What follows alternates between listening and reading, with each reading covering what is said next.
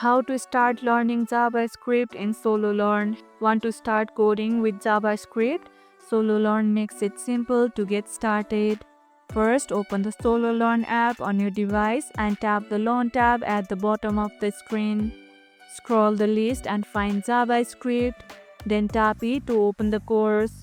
Start with the beginner lessons introducing key concepts like variables, functions, and loops.